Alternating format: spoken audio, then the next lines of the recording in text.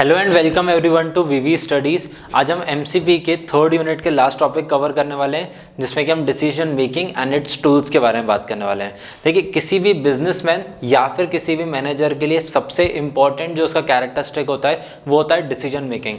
Because जब आप business कोई भी स्टार्ट कर रहे हो तो ऑब्वियसली उसके साथ रिस्क एसोसिएटेड है, और अगर आप किसी भी मैनेजरियल पोजिशन पे हो तो इट इज़ वेरी इंपॉर्टेंट कि आपका डिसीजन मेकिंग पावर सबसे इंपॉर्टेंट होना चाहिए। जैसे कि आपको किसको हायर करना है, अगर आप ह्यूमन रिसोर्स मैनेजर हो आपको किसको हायर करना है, आपको किसको ले ऑफ करना है, कितना ले ऑफ करना है, किस कॉस्ट पे उनको हायर करना है, क्या जॉब रोल्स होना चाहिए, किस जॉब रोल में उनको पे करना चाहिए।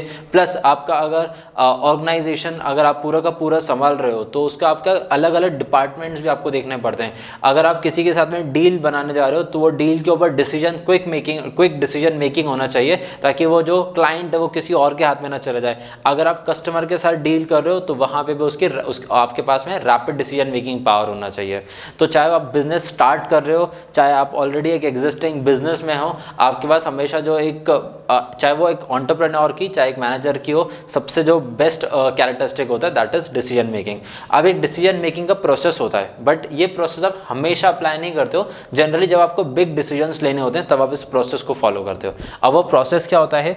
सबसे पहले आप प्रॉब्लम आइडेंटिफाई करोगे कि भाई ये प्रॉब्लम आ रही है मेरी कंपनी में, चाहे वो मैनेजर हो चाहे एंटरप्रेन्योर हो, आपको लग रहा है कि ये so and so problem exist करती है मार्केट में या फिर मेरे प्रोडक्ट में ये प्रॉब्लम्स हैं। ठीक है, तो आप पहले प्रॉब्लम आइडेंटिफाई करोगे कि कस्टमर्स को क्या प्रॉब्लम आ रही है, हमारा माल क्यों नहीं बिक रहा, हमारी सर्विसेज लोग क्यों नहीं प्रोक्योर कर रहे हैं। So you have to identify that problem and then you have to classify it on the basis of कि आपके एक्चुअली प्रोडक्ट में प्रॉब्लम है, प्राइस में प्रॉब्लम है, या फिर प्रोडक्शन में कुछ प्रॉब्लम आ रही है, या फिर उसकी सेल्स में कोई प्रॉब्लम आ रही है। तो क्लासिफाई करोगे कि किस कैटेगरी की वजह से वो प्रॉब्लम आ रही है।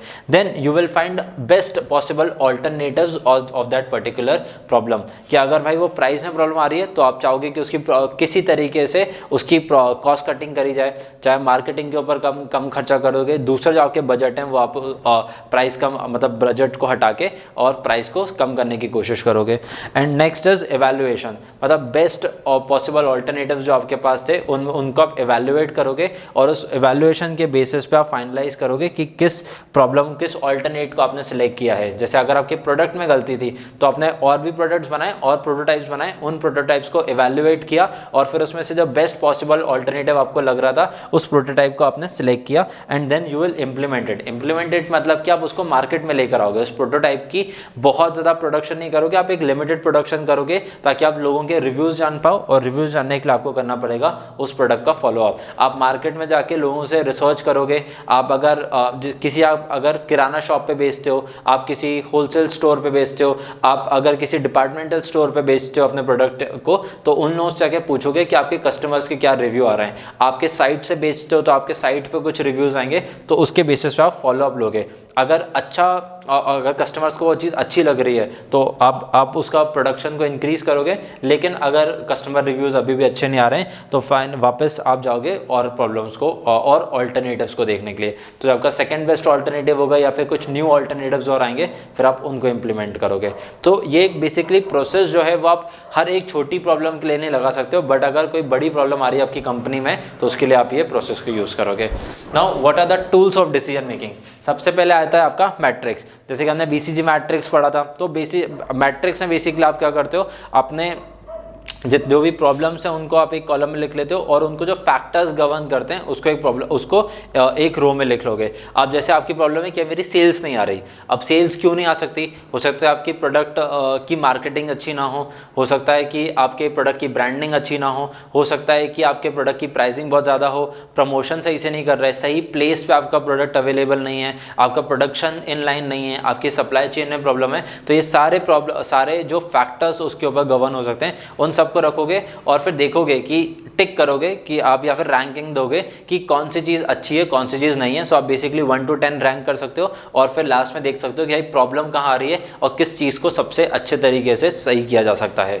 Next is pros and consulates, basic है बहुत ज़्यादा, ये सब हम अपनी लाइफ में नॉर्मल भी यूज़ करते हैं। जब भी हम कोई डिसीजन लेने वाले होते हैं तो अगर उसके अलग अलग ऑल्टरनेटिव्स हैं तो हम सभी चीज़ों के प्रोज और कॉन्स लिख लेते हैं। प्रोज मतलब उसके पॉजिटिव एस्पेक्ट्स क्या हो सकते हैं, कॉन्स मतलब उसके नेगेटिव एस्पेक्ट क्या हो सकते हैं, फिर हम दोनों को मैच करते हैं कि किसका वेटेज ज़्यादा है। अगर प्रोज का वेटेज ज़्यादा होता है तो हम उसके साथ में आगे मूव ऑन करते हैं, अगर कॉन्स ज़्यादा होते हैं तो फिर हम उसका नेग्लेक्ट करके दूसरे ऑल्टरनेटिव्स पे जाते हैं।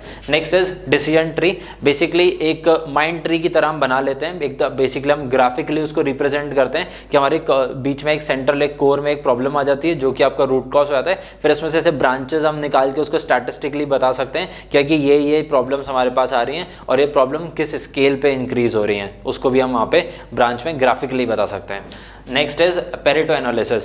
पेरेटो एनालिसिस तब जब आपकी कंपनी में बहुत सारी प्रॉब्लम्स हैं, मतलब सिर्फ एक प्रॉब्लम नहीं आ रही है। जैसे आपकी कंपनी अभी लीगल प्रॉब्लम भी चल रही है, आपके कंपनी में अभी प्रोडक्शन से रिलेटेड प्रॉब्लम भी चल रही है, आपकी कंपनी में अभी सप्लाई चेन से रिलेटेड भी प्रॉब्लम चल रही है, रॉ मटेरियल का क्रंच चल रहा है, तो अलग अलग प्रॉब्लम्स चल रही हैं। तो आप हर प्रॉब्लम को एक साथ सॉल्व करने नहीं जाओगे, आप उनको एनालाइज करोगे कि अभी एट प्रेजेंट मेरी कंपनी के लिए सबसे इंपॉर्टेंट चीज़ क्या है। तो आप पहले प्रॉब्लम्स रैंक करोगे कि भाई कि मेरे लिए अटमोस्ट इंपॉर्टेंट ये चीज़ है, जैसे कि आपका प्रोडक्शन हो गया, सप्लाई चेन हो गया, कि ये अटमोस्ट इंपॉर्टेंट है, पहले इसको सही करना पड़ेगा तब जाके आगे वाली चीज़ें मैं सही कर पाऊंगा। तो वो पैरेटो एनालिसिस लगाते हैं उसके लिए। नेक्स्ट है कॉस्ट बेनिफिट एनालिसिस। जनरली जब आपको रेवेन्यू की प्रॉब्लम आ रही होती है तब आप कॉस्ट बेनिफिट एनालिसिस लगाते हो। कॉस्ट बेनिफिट एनालिसिस क्या है कि आपके लिए जो चीपेस्ट सोर्स ऑफ सॉल्यूशन होता है आप उसको चूज कर लेते हो कि भाई इकोनॉमिकली ये हमारे लिए वायबल है तो हम यही कर सकते हैं और इसको हम बेस्ट वे में एग्जीक्यूट करने की कोशिश करेंगे। That is cost benefit analysis. और फिर स्वॉट और पेस्ट एनालिसिस हैं। इन दो एनालिसिस की मैंने एक सेपरेट वीडियोस बनाई है, तो आप प्रीवियस वीडियोस देख सकते हैं जो कि इन दो टॉपिक्स के ऊपर बनी हुई है। Thank you for watching the video.